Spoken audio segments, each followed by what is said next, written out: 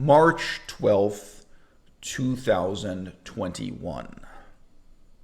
This morning, like a bolt from the blue, we learned Joe Biden's grand strategy.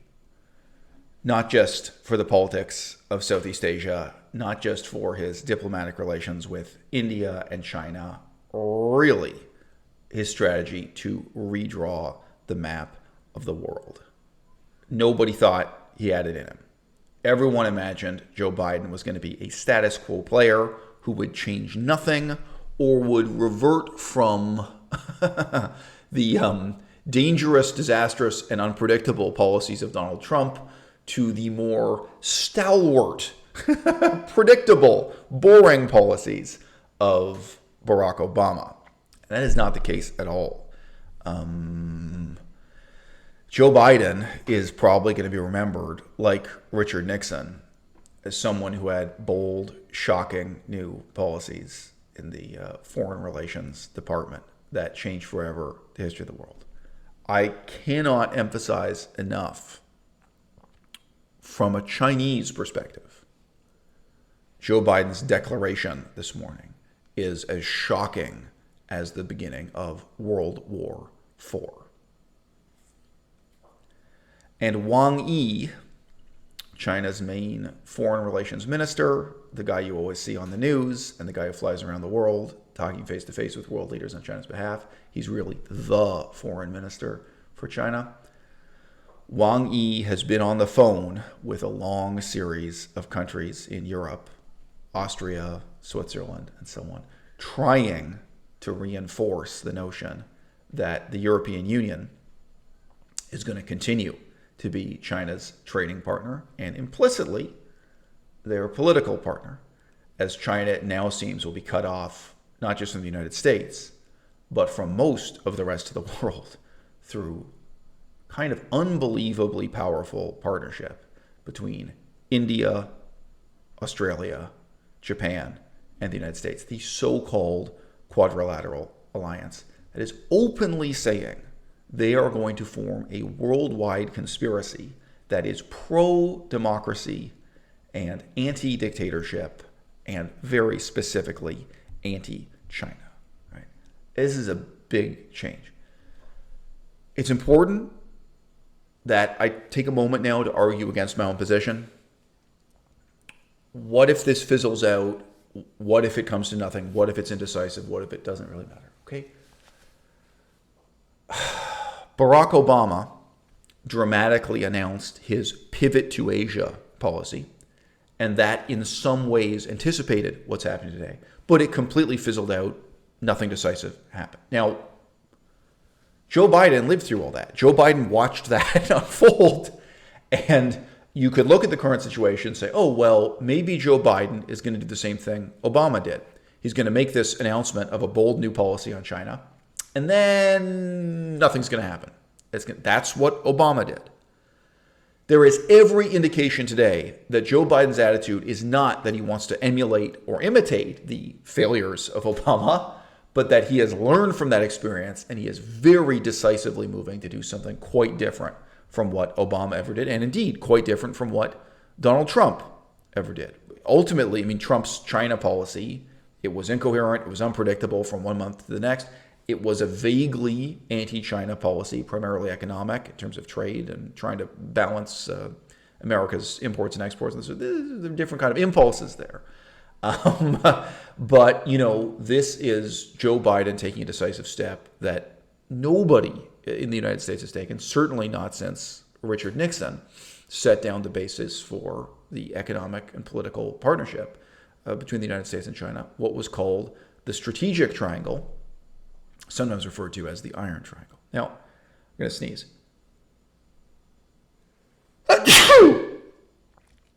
Very broadly speaking, it's important to remember American foreign policy, it's partly rational, but it's in large part sentimental. Why was Bill Clinton pro-China? In large part because the United States of America had been pro-China since Nixon. If America's alliance with China made sense under Richard Nixon, it certainly didn't make any sense at all under Bill Clinton, right? I mean, fundamentally, What Nixon did was make an alliance with China against the Russians. And at that time, the situation between China and Russia was not a Cold War, it was a hot war. The breakdown of the China-Russia alliance, because formerly, under communism, of course, they had been allies, and it got worse and worse and worse to the point where there was a massive Russian army on the Mongolian-Chinese border ready to invade China at all times. Several high-profile leaders in the Chinese Communist Party defected to Russia. So you're talking about Chinese leaders running away to Russia, and then once they're in Russia, publishing lectures denouncing the communist government of China. The whole government of Mongolia, who were on the Russian side, constantly denouncing the government of China as not being a legitimate communist government. It was a hot war. Okay, it was not a Cold War, what happened between Russia and China. And the Chinese decided to get into an alliance with the Americans, and the Americans decided to get into an alliance with China against the Russians. And that was when Mao Zedong was still alive. Okay, now, as surreal as that may have been, right? If it made sense at that moment when Nixon was the president of the United States and when Mao Zedong was the leader of China, then the Berlin Wall falls, Russia stops being a communist country, right? Bill Clinton becomes president of the United States. What sense does America's policy on China make when Bill Clinton's in power? It makes no sense at all.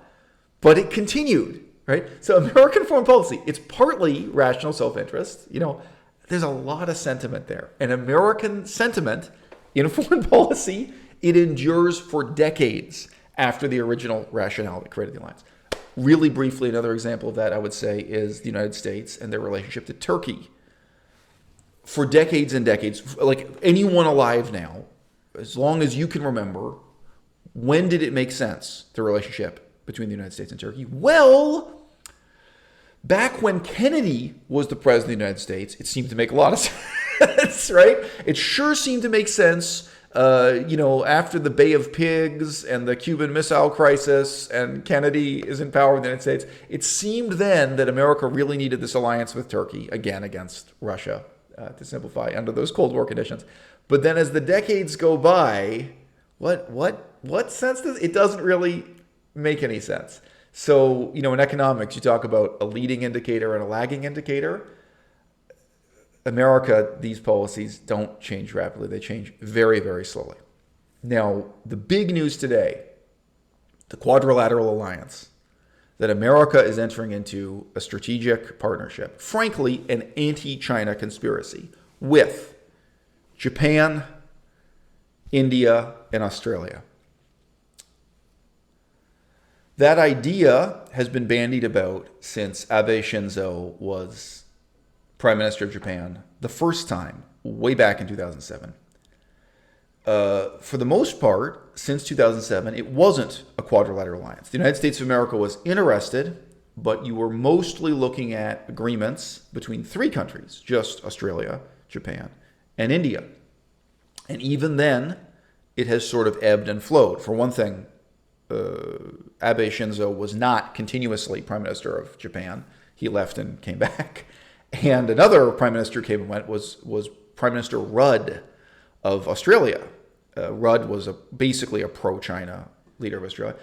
So Australia's optimism and pessimism about China ebbed and flowed also. But fundamentally, at least on the level of naval cooperation, worrying about control of the oceans, there was this three-way partnership with the United States taking a very passive, very cagey, very detached role. And that certainly continued down to and including Barack Obama in the so-called pivot to Asia. It deserves to be asked, what was Obama's perspective on the so-called Quadrilateral Alliance against China? Well, I guess we'll never know, and probably nobody cares. But Obama did nothing decisive one way or the other on this. But it has sort of been a potential or actual anti-China alliance that has existed on paper. Now, in terms of how terrifying it is for China, ask yourself this. If Biden is now serious and they move ahead with this quadrilateral alliance, what is Thailand going to do? What is Mongolia going to do? How about the Philippines? How about Malaysia? Okay. There are a whole lot of other potential political partners who will be more or less eager to jump on a pro-American, anti-China bandwagon once this bandwagon gets rolling. And that is terrifying to China. I mean, the Quadrilateral Alliance itself, to begin with, is terrifying. But then what this is going to do for China's position in the whole of Asia, right, is much, much more threatening. Now, the necessary background of this, why didn't this happen earlier? All right, one part has already been mentioned, that actually the United States and China had an alliance dating back to Nixon. The less said about that, the better, I think, for the purposes of this video. The other is the history of America's war in Afghanistan. The most important and most ignored aspect of America's war in Afghanistan was their partnership with Pakistan, a partnership that was, in brief, a disaster for the United States of America. It was incredibly stupid. It was incredibly short-sighted. It was the wrong approach to the war in Afghanistan. I mean, my point being here, whether or not you would support America conquering Afghanistan, if you travel back in time to the distant year of 2001, whether or not you thought that was a good idea in 2001, 2002, 2003, once you decide that you do want to conquer Afghanistan, how are you going to do it? Who are going to be your partners? Who are you going to be your enemies? And the United States decided to enter into a profound and intimate cooperation with Pakistan and Pakistan's secret service, intelligence agency, however you want to put it, right? And it turns out that Pakistan had its own agenda in Afghanistan. It turns out that in some ways, Pakistan's interests in Afghanistan were compatible with those of the United States of America, but in some ways they were diametrically opposed. They were totally incompatible. And it was really ridiculous for the United States of America to become dependent on Pakistan for its Central Asian policy. Because let's face it, Afghanistan isn't isolated. It's part of Central Asia. I mean, you have to have a strategy for that whole part of the world. How you're going to stabilize it, how you're going to normalize it, how you're going to modernize Afghanistan, how you're going to bring Afghanistan into the modern world. And then as a consequence of that, Islam will become more moderate and more modern within Afghanistan in as much as they cease to be an isolated pariah state and become connected to the outside world. So, in as much as the United States of America was allied with and in a very tight military partnership with Pakistan, the United States had to be the enemy of India. Okay? There was nothing positive possible for the United States and India jointly so long as the Americans and Pakistanis were in this alliance. And now today, again, you don't have to have access to secret CIA documents. In terms of the information that's publicly available today, it's very easy to look back on America's alliance with Pakistan and just totally regret it. Say this was the wrong, George W. Bush was no genius. What can I tell you? Whatever area of intellectual strength George W. Bush had, it wasn't Central Asian politics. It wasn't South Asian politics. I mean, it's worth pausing to consider just how little expertise and just how little interest anybody in the United States of America has in the politics of that part of the world. Even at the elite levels of government, even at the levels of people who have PhDs from Princeton University. How many people at Princeton University have anything intelligent to say about the history of America's political relationship with Pakistan? At American universities, if you reflect on your own university for a moment and think about what was studied, what was taught, what was learned, and what was ignored, I think it is fair to say that at universities in the United States of America, you might be able to take a course on the political relationship between the United States and Latin America. You might have a professor who gives lectures about the United States and its involvement in wars in Nicaragua, its involvement in wars in Colombia, South America, broadly speaking. You might have some expertise in that, universities here and there in America. You would not be able to go into any university in the United States of America and find a department devoted to and people studying and people saying to the next generation, hey, it's really important that you understand America's political relationship with Pakistan. Can't even say it's forgotten or ignored. Expertise of this kind in the United States really does not exist. So that is how it was possible for America to stumble into this situation. When did America's war in Afghanistan end? When did their partnership with Pakistan end? Arguably, it still isn't over, right? Like right now, it's still ongoing. But at least under Donald Trump, you can say he announced and declared the policy that Trump was willing to make peace with the Taliban. He was willing to end America, or he attempted to end America's war in Afghanistan. It has at least been decreased in scale dramatically. And thus, ipso facto, America's alliance with Pakistan is finally coming to an end, many years after it was discredited. Right? Now, again, in terms of people starting to ask questions about the alliance with Pakistan, you remember this guy named Osama bin Laden? Where was he when the Americans found him, when he was assassinated, when he died? Right? What was the involvement of Pakistani intelligence service in locating Osama bin Laden there? I mean, there were a lot of questions about what Pakistan's role in the Afghan conflict were that were raised publicly and openly, again, without having access to secret CIA information. This started to be questioned at that time. So it is only now that it becomes possible for the United States to really enter into a strategic partnership with India, even though this idea of the Quadrilateral Alliance has been on the books since about 2007. America was totally dependent on Pakistan to feed American troops in Afghanistan, just to land and transport food to their bases. It was that deep a daily dependency on the government of Pakistan. All right? And now we can say that is over, or at least it is of a low enough priority that America can take on this new vision of its foreign policy in Asia. I was shocked when I heard this morning. I was astonished and I was astounded. Certainly, most of us assumed that Joe Biden was going to be an indecisive and ineffectual president who, just returned us to the days of Barack Obama when bold proclamations were made on every conceivable political topic, but we could all rest assured that nothing was really going to change. Nothing was ever going to really happen, both domestically and in terms of foreign policy. You have to have some sensitivity to the Chinese perspective on this issue. What has been announced today is absolutely China's worst nightmare.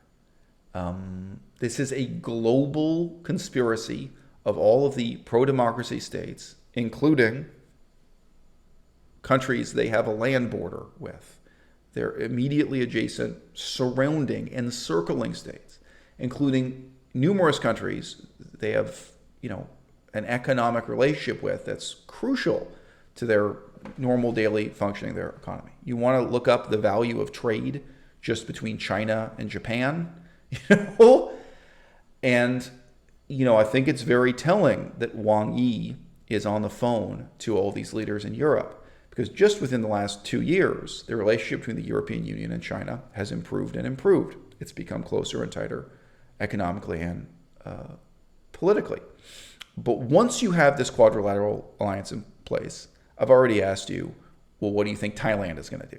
Do you think Thailand is now going to become a pro-China country? It's going to say that they want to support China and be in that circle and be opposed to India, Australia, the United States, so on.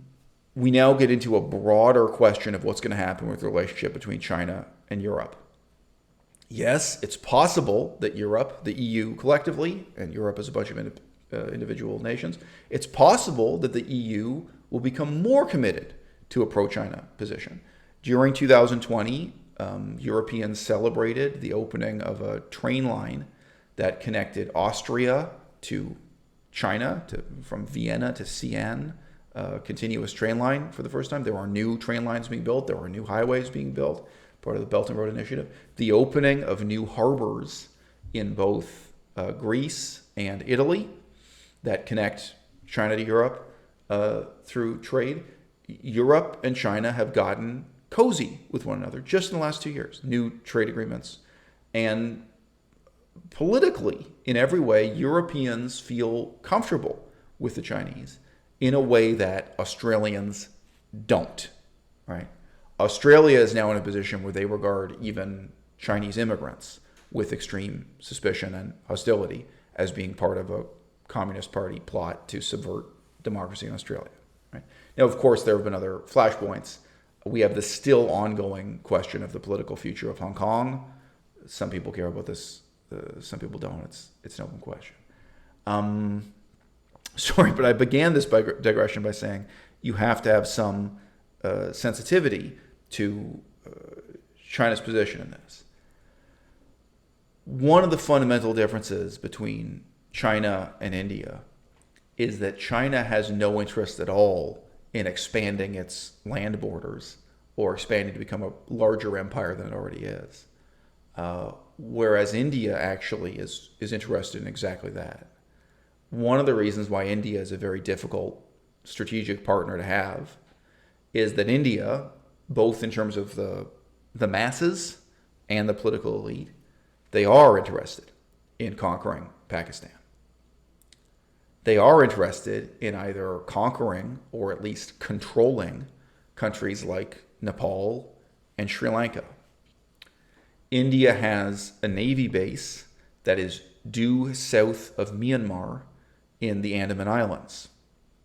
When Joe Biden is talking about a democratic alliance to control the Indo-Pacific Ocean, so look at a map, figure out how huge that area is, of controlling the ocean, going basically all the way from India to Australia, and then from Australia to Japan. All right, this is a grandiose plan for world domination that, of course, is greatly out of whack with the humble economic and military reality of what India is in the 21st century. Joe Biden also announced today that the world doesn't need China to provide them with vaccines, that there would be a partnership between Japan, America, and India with Japanese money and Japanese technical expertise and American scientists and American pharmaceutical corporations coming together to mass manufacture vaccines in India, not China, to provide an enormous number of vaccines for India itself, of course, and for poorer countries in the third world, directly competing with what China and Russia are already doing as a goodwill gesture, providing vaccines to poverty-stricken countries around the world. Well, guess what? It's not just vaccines that can be made in India instead of China. The cell phone you hold in your hands right now is made in China. It could be made in India, right? The computer I'm recording this at is made in China, but it could have been made in India, right? And nobody could be more keenly aware of this than the Indians, right? So you could be talking about a massive economic shift towards favoring manufacturing and cheap labor, frankly, being centered in India, with India as this kind of trading and manufacturing partner instead of China, and very consciously, intentionally, to the exclusion of China. That was certainly something that was talked about during the Trump presidency, but nobody really made it happen.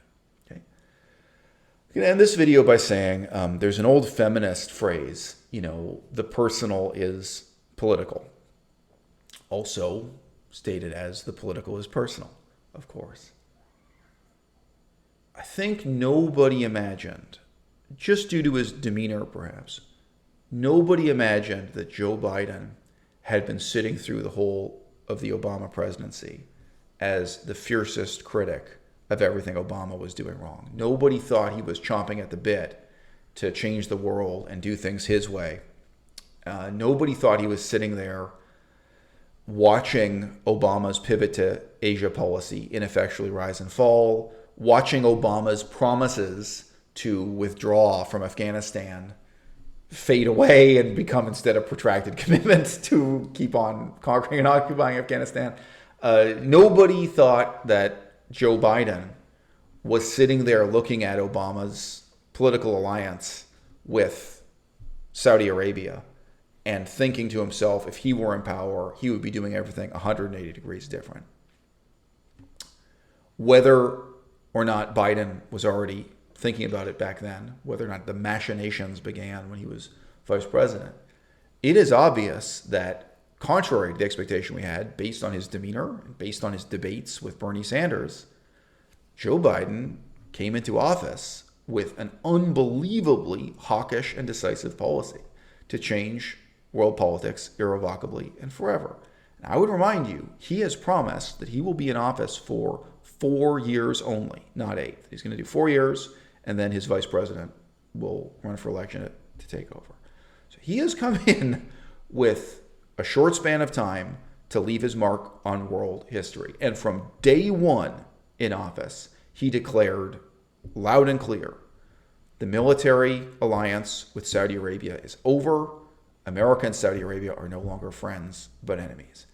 And to my astonishment, the alliance between the United States and China, which dates back to Richard Nixon and the Strategic Triangle, the Iron Triangle, that is over, that the world will change forever. And with both of those, the question is, okay, well, if those people, if your former allies are now your enemies, who are your new allies? Saudi Arabia responded to being cut off from American military support immediately by turning to China. I looked it up because I wondered, will Saudi Arabia now pursue a partnership with Russia?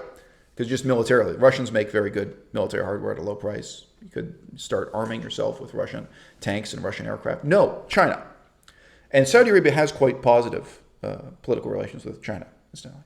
And they turn around immediately and they start talking to China, and they're in a situation where they need to spend millions and billions of dollars immediately to buy military hardware that they were expecting from the United States and now aren't getting. And they're in the middle of to them, a desperately important war. So, I mean, this is a good example of how this works. Okay, well, if these people are no longer in alliance, they've got to be in alliance with something else. The cards get shuffled, the dominoes start to fall in a different direction.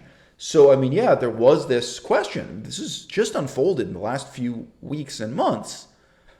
Oh, okay, well, if this isn't just bullshit, if this isn't just something that's going to evaporate like Barack Obama's pivot to Asia, this is real. Who is America's ally going to be? I mean, it's not going to be Iran, And the answer, shockingly enough, seems to be the Quadrilateral Agreement. That we are going to have a new era of the United States. And again, think about how the other countries fit into this. If the United States is entering into a new partnership with India, what do you think England is going to do? What do you think Thailand is going to do? There are a lot of other countries that are going to fall into place. Whoever is leader of the Philippines now or 5 years from now, what do you think the Philippines is going to do, right? All the other dominoes start to fall. Everything starts to stack up once you have this powerful alliance in place. So it's much more than a quadrilateral alliance. It becomes a worldwide anti-China conspiracy, China's worst nightmare for all these years. But I have to say, India is a very hard ally to have. It's a relationship that's going to be very, very hard to keep. It's very hard to say, and I know Americans don't care about this. It's very hard to say what the reaction is going to be from Pakistan, what the impacts are going to be in Afghanistan, what the impacts are going to be in Central Asia. And it is true that since World War II, India has had relatively few conflicts with its neighbors, right? They just had a conflict with China. You'll all remember that. If you look it up, there was a time when India invaded Sri Lanka, when they deployed the military and an intervention in Sri Lanka. There's a tiny country you may not know about called Bhutan. There was India's invasion of Goa, Goa. Goa used to be a separate country, kind of like Hong Kong was separate from China. There has always been this potential for a much more bellicose and expansionist India. And India is certainly committed to ruling a very large part of the world's oceans as is indicated by their naval presence at Port Blair, the long arm of the Indian Empire heading out through the Andaman Islands. So India has been a very unappealing political partnership to have, at least since September 11th, 2001. And it may prove to be a very difficult partnership to continue with. The Japanese companies that are now so deeply embedded in the Chinese economy, whether they manufacture cars or cardboard boxes, do you think those same corporations and those same men can literally relocate to India? Many of them have experience, not just manufacturing in China, but also with Malaysia, also with Vietnam.